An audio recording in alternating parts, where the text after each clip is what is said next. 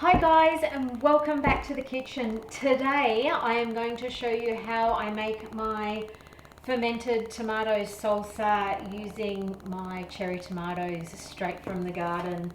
So first, what we're going to need is obviously tomatoes. You can use any sort of tomatoes in this. I just have an abundance of cherry tomatoes, so that's what I'm going to use. I have the red cherry tomatoes and the little gold yellow ones as well. So this isn't going to be a bright red tomato salsa, which everyone is so used to. This is going to be a red and yellow. I'm also going to put in a red onion. I'm going to chop that up finely, and some oregano. I'm going to make it a little bit spicy, so I've got some chilies from the garden. I'm going to put them in there as well, some garlic and some coriander. And now for my US viewers, coriander is cilantro, so I'm going to put some of that in, and chilies is hot peppers, just for my US viewers out there, just to clarify things. So let's get started. Because these are cherry tomatoes, I'm just going to roughly chop them. Some I'll chop in half. If they're slightly bigger, I might chop them into quarters. If they're like when they're tiny, I will definitely only just cut them in half just to open them up. But we'll just cut them all up and put them into this great big bowl where we'll mix all our stuff together, and then we will jar the salsa and let it ferment on the bench for probably about 2 days. So it all depends on your temperature for how long you're going to ferment your ferments for. As the weather warms up, you are going to get a faster ferment happening. When the weather is cooler, you're going to have a slower ferment happening. And to me, it's just a matter of tasting after a day or two or a week. It all depends. Like something with tomatoes, because they have a fairly high sugar content, they're going to ferment a little bit faster as well compared to something along the lines of a sauerkraut and cabbage. So we'll just cut up all these tomatoes, and then we'll add the other ingredients.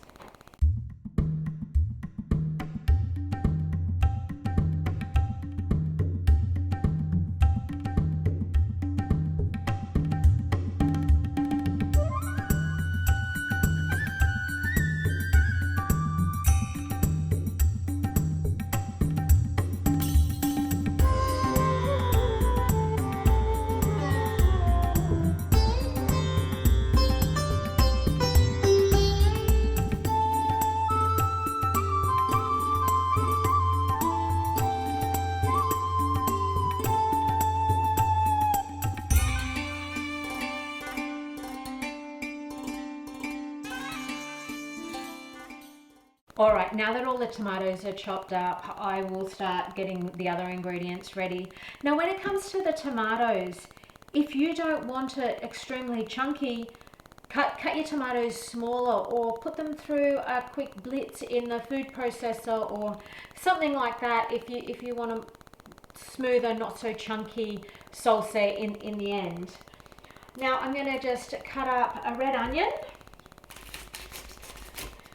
So I like to think of this salsa in this way, that I'm getting a rainbow of colours happening. I've actually got the full traffic light with the red, yellow and green happening with all the veggies and everything that is going in.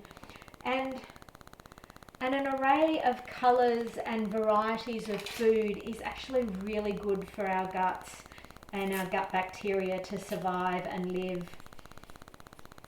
So I always look at when I'm eating something that if it has an array of colours and different types of fruits and vegetables in it, and herbs and spices, then I'm getting a diverse range of everything that I need.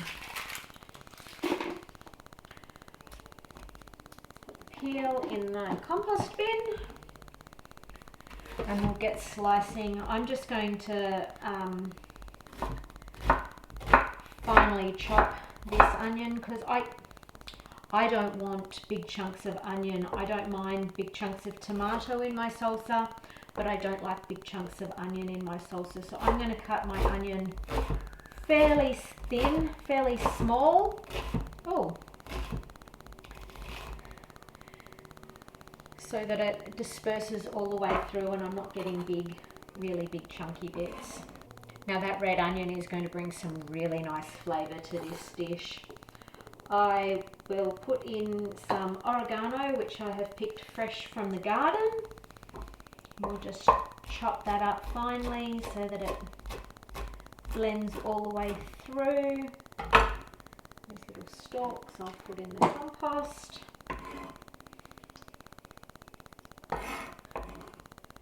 Now you can add as much or as little herbs and spices that you like. If you don't like coriander, don't add coriander in.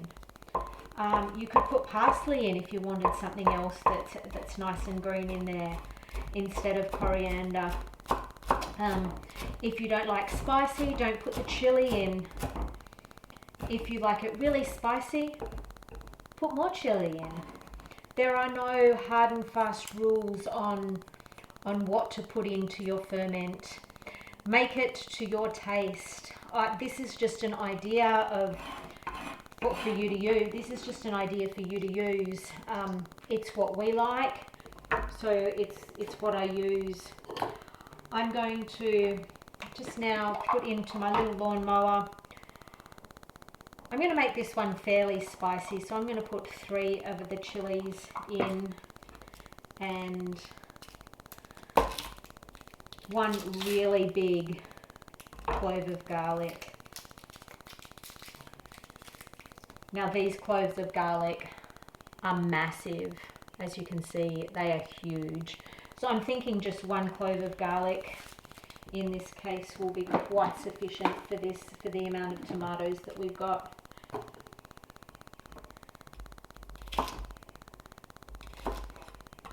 Put that in my lawnmower as well.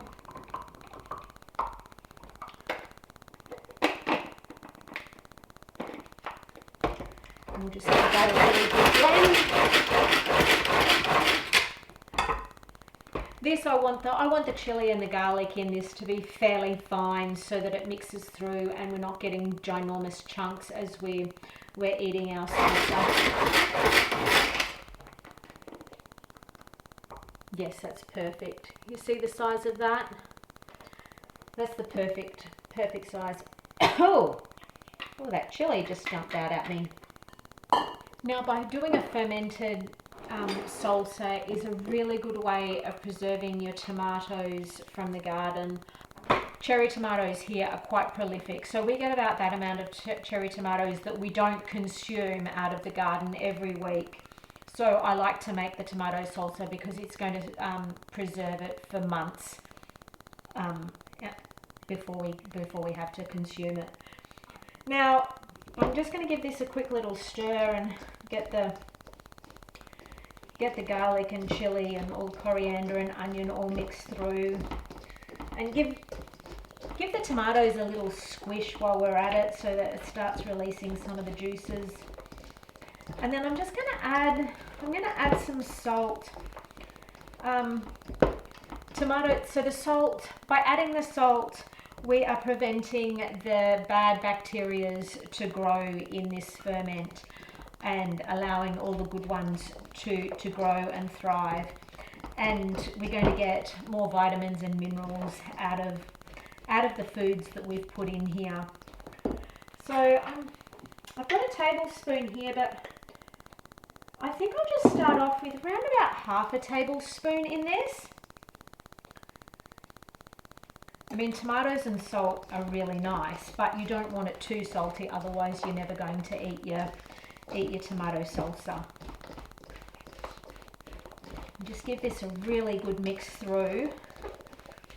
And then, like with everything, all the ferments that I like to make, I like to have a little bit of a taste to see whether it's too salty, not salty enough, because you're going to want to end up eating it after it's fermented. And if it's too salty at this point, you can add more ingredients in to lower that salt content to vegetable ratio. All right, let me just have a little taste.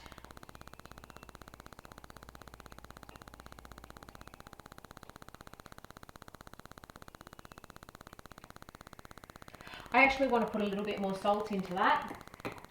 For me, that's not quite salty enough. Maybe that'll do. I'm not too sure what sort of a ratio you're looking at with salt to vegetable weight ratio. I always have in my head around about a 2% is a good place to start. So I know some people can go up to 10% salt ratio. I guess that all depends what you're fermenting and how much acidity and all that sort of stuff is in it. Let me just have another taste now that I've given this another mix.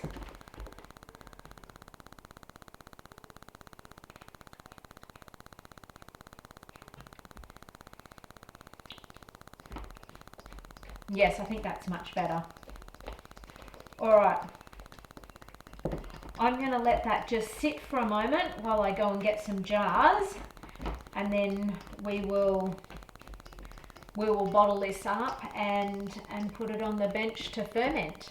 All right, I'm back with some jars, and I am going to jar up this salsa. So what I'm going to do is I'm going to spoon it into the jars, and then I'm going to pack it down firmly.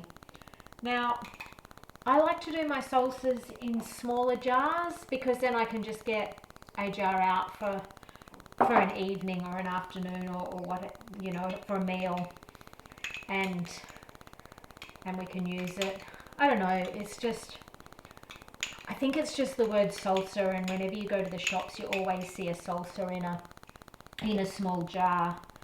It's like a one session sitting sort of a size jar. This one's a little bit smaller than that. This will be a personal setting, not a family setting size jar. And what we want to do is just push it all down and allow the juices to come up to the top. So we want all of our mixture underneath the juices so that it doesn't grow any mold, and the brine, the salty solution in here inhibits any of the bad stuff growing. So I don't know if you can see that, but that's quite juicy. Oh, that's really nice and juicy, which you'd expect out of tomatoes because tomatoes are quite a juicy fruit. Just jar all of this up and just keep, like I said, push it down so that there's no airlocks, and you release some of the juices out of the tomatoes. And as you're scooping it into your jars, try and make sure that you get a bit of everything and an even amount of all the ingredients. I mean, because you have stirred it, so there should be a nice even amount of ingredients going through anyway, but just keep a bit of an eye on it, because you don't want one salsa with way more onion in it than the other, because the flavour just wouldn't be right. I actually really love the colour of this salsa with the yellow tomatoes and the red tomatoes, and then your coriander and your red onion. It just looks so pretty. Okay, now that you've got all your salsa mixture in your jars, you're going to want to leave a little bit of room at the top of your jar, because your tomatoes will still draw out some moisture out of them. But just make sure that when you close your lid and everything, that all your tomatoes and all your ingredients are underneath that liquid that has already formed. And you're just going to want to put all your lids on, and then sit it on the counter or on your bench top or table or wherever you like to do your ferments at room temperature. And I would leave it for a couple of days. Keep an eye on it. What you're going to want to look for is you're going to want to see bubbles. When it's fermenting, you're going to want to see bubbles coming up on your your ferment, and that's a good sign. That means your ferment is active and nice. And also just keep an eye on the top, just make sure that it doesn't form any mold. And yeah, so put it on your countertop for a couple of days. Have a taste of it after a couple of days. Keep an eye on it, see how fermented and how active it is. Give it a little taste. If you want it tangier and zingier, leave it on your countertop for another day. With tomatoes, like I said, because there is that sweetness to it, it will ferment quite quickly. So keep a really close eye on your tomato salsa ferment. And then once it's around the taste that you're looking for, pop it in the fridge, wait till it chills, and consume. It will be everyone's most favorite salsa, I can guarantee you that. All right, guys, thank you so much for tuning in and learning how to make my fermented tomato salsa. Big hugs. Until next time.